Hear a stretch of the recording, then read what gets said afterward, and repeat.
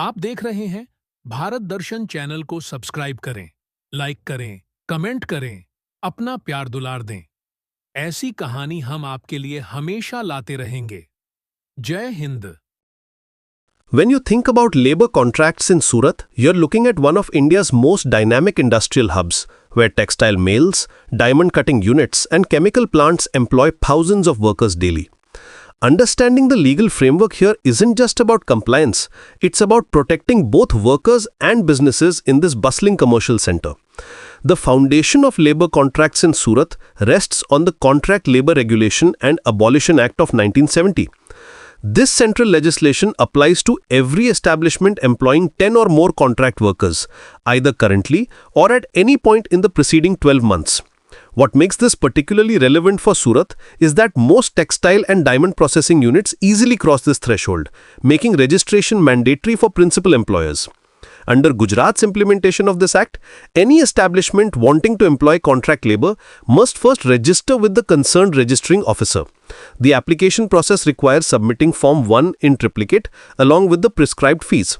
This isn't just paperwork, it's your legal gateway to operating with contract workers in the state. But here's where it gets interesting for contractors themselves. Every contractor must obtain a license before employing contract labor.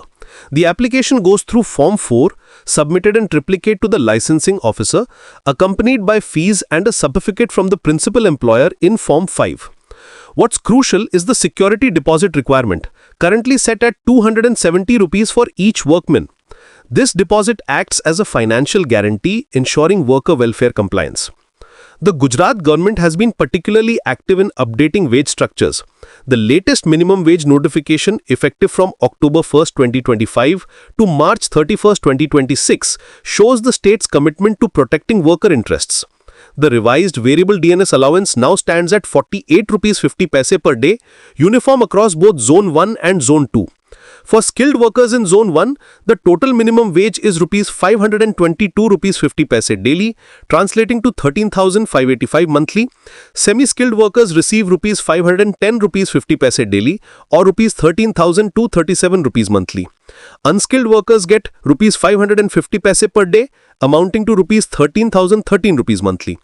Zone 2 rates are slightly lower but follow the same structure. Skilled workers earn rupees 510 rupees 50 paisa daily, semi-skilled workers get rupees 550 paisa daily, and unskilled workers receive rupees 489 rupees 50 paisa per day. The licensing requirements extend beyond just obtaining permits. Contractors must maintain detailed records, ensure proper working conditions, and guarantee timely wage payments. The Gujarat Labour Department has streamlined these processes through online portals, making applications and renewals more efficient. Recent government circulars emphasize compliance with labour laws, especially for government departments and corporations using outsourcing or contract systems. The state has made it clear that principal employers bear responsibility for ensuring contractors follow all labour regulations, including minimum wage payments and safety standards. What's particularly noteworthy is Gujarat's focus on eliminating child labour through specific standard operating procedures.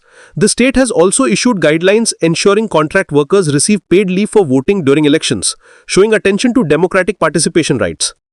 For businesses in Surat, understanding these regulations isn't optional.